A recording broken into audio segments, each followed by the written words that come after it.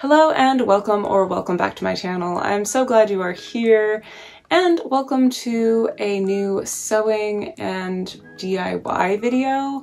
I honestly have been trying to focus more on the DIY and sewing side of my channel, and that is also partially because I have a new sewing machine and I also have a lot of projects that I put on the back burner and they've just been weighing heavily on my mind. And I really want to spend more time being creative and inspiring others to do the same. I also have a rather daunting pile of clothing that has been sitting at the back of my closet as well that either needs to be altered or mended because it was damaged. They're all items that I would wear if there wasn't something wrong with them, whether it's a hole, a stain, or maybe just the fit isn't quite right. These are all things I can fix myself, and I want to share my process with you. Similarly to my last video, if you haven't seen that one, I highly recommend you go check it out. Here's a link. I tried dyeing clothing for the first time.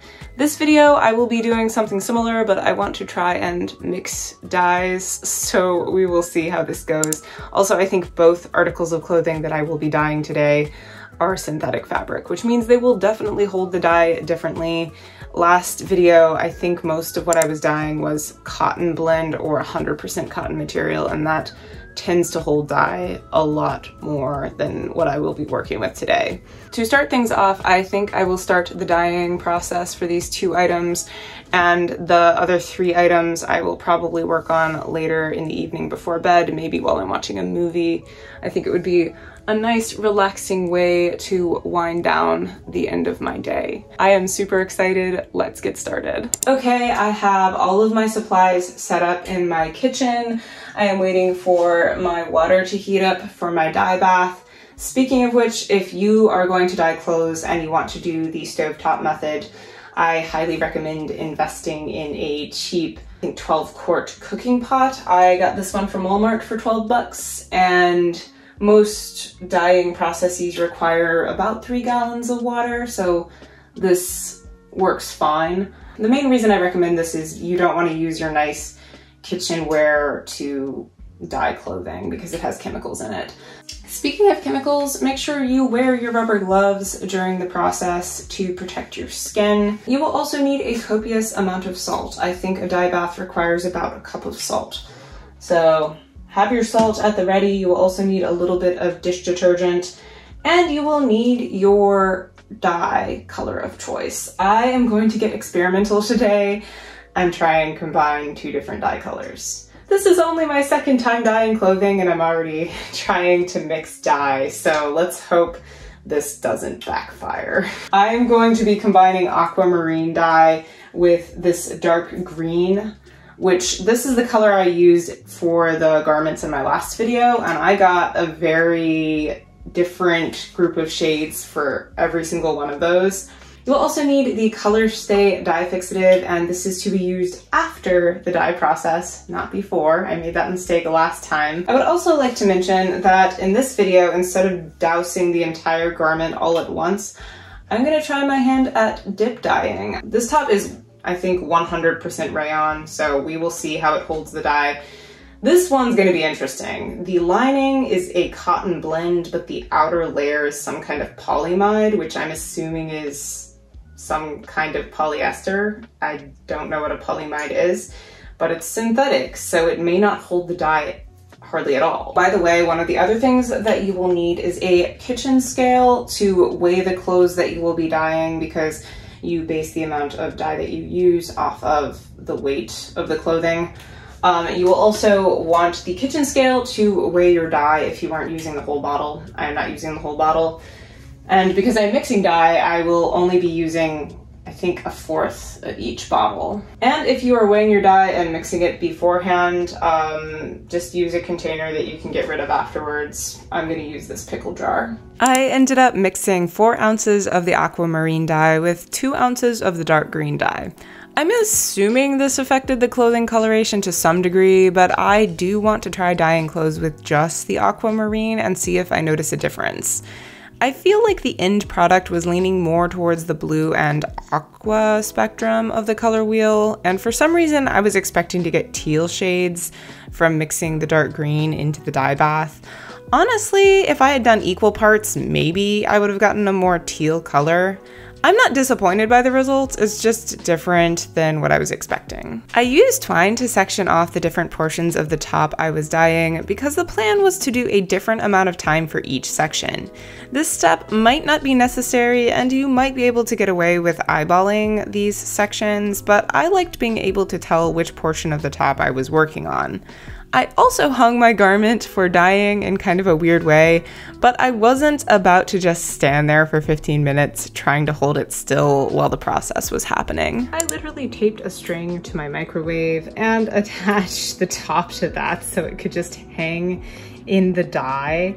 And I'm timing the top portion of this dip dye project for about 15 minutes.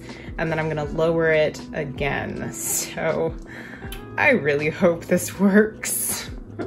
Okay, so I know my methods are a little bit weird, but it worked the first time around, at least I think it did, so I'm gonna do it again. I will be dipping the lower half of the top in first and doing it in sections. And I'm timing each of these. So the bottom will be 15 minutes, this portion will be about 10, this will be 6 to 8 minutes, and then this one, I'm literally just gonna drop the whole thing in for maybe a minute and then pulling it out quickly. So surprise, surprise, it fell.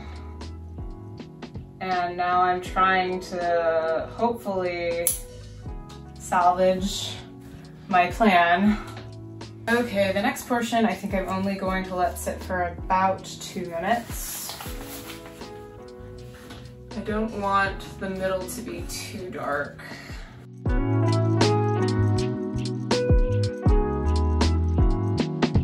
Okay, last portion is just gonna be a quick dunk into the dye bath and then I am done.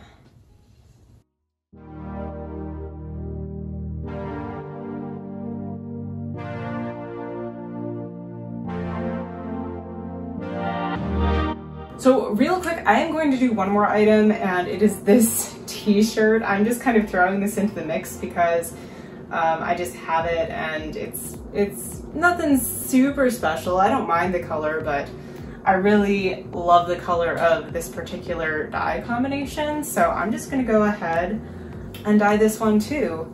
And it's just a basic V-neck t-shirt from Banana Republic. I think it's a cotton blend, so it should dye really well. I think I'm going to dye the top portion first and then work my way down. And it's wet because it was in the wash, so this is the before.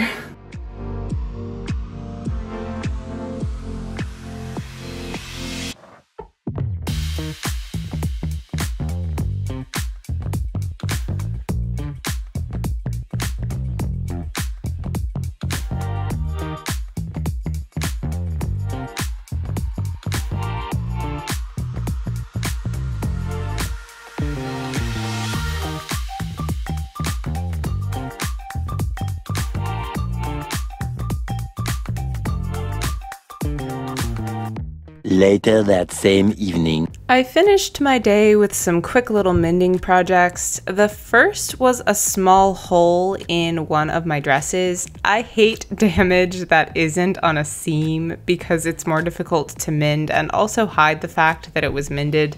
Luckily, this dress has a pattern, so it isn't obvious. Next, I fixed the sequins on my Free People embroidered kimono. I thrifted this a while back and haven't worn it because it's been missing a row of sequins on the front, which is pretty obvious in my opinion. I was luckily able to find replacement sequins, but I had to buy a whole bag of multicolored ones to get them, so I spent quite a bit of time just picking silver sequins in the correct size out of this little bag, which was kind of a pain, but it was worth it. I'm not familiar with sewing sequins onto clothing, so I did my best to try and match the way the others were sewn. I also got started on my third mend project, which is replacing the zipper on this Free People top.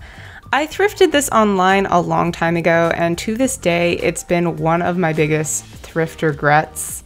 The seller didn't disclose that the zipper on the side of the top was broken, so I paid good money for something I couldn't use or resell. At this point, I'm cutting my losses and doing a thrift flip. I'm replacing the zipper and altering the way the zipper is sewn into the top because as it currently is designed, I can't even get it over my head. The top is technically in my size, albeit a little snug, but I have fairly wide shoulders, so I can't get the top over my head. So what I'm gonna do is I'm going to seam rip this little spot here where the zipper is attached and just attach the zipper a little further up so that the opening for like an armhole to give the top a bit more give will be more prominent, and hopefully then I will be able to wear it. The following day.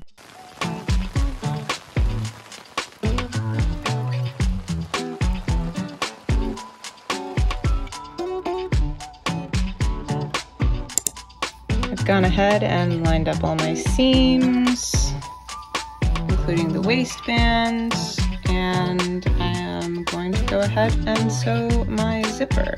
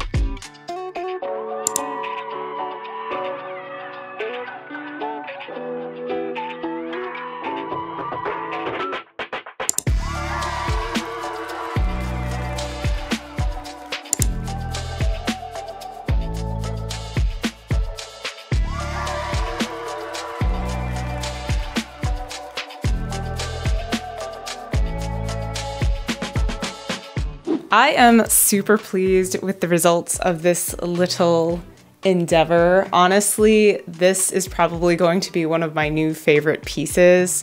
Not only is it a custom dye job, but it includes some of my favorite shades of blue, teal, and even a little bit of green. It also reminds me of the ocean in the Caribbean. It's just so blue. I've only been there once. I'm hopefully going again soon, and I'm super excited. So this top might be coming with me on that trip. As far as the dip dyeing goes, 2 out of 3 of the items turned out fine. Let me elaborate. I was going to dip dye this top, as you remember, and let me just say, this was the end result, and I am not happy with it. The inner lining of this top actually turned out beautiful, and unfortunately, the outside of the top did not. There's kind of this weird green shade that's going on. I don't really know why the polyester on the outside of this top held the dye the way that it did. At first, I thought it was going to be a really cool looking thing, and then I pulled it out of the dye bath and was just like, oh, that's not so great. This will be making an appearance in another one of my clothing alteration videos in the future. I plan on attempting to dye this again, and maybe I can salvage the piece. I do like the style of top, so at this point I'm going to hang on to it and just try and dye it again. If you have any questions about my creative process, the dyeing process, or even some of the mending that I did in this video, please let me know in the comments below. I'd love to hear from you. Also, let me know which item of clothing was your favorite. Thank you so much for being here and watching my video. If you enjoyed this and would like to see others like it, please like, subscribe, leave a comment, and hit the notification bell button so you can be notified next next time I upload a video. Well, until the next one, I am out. Bye!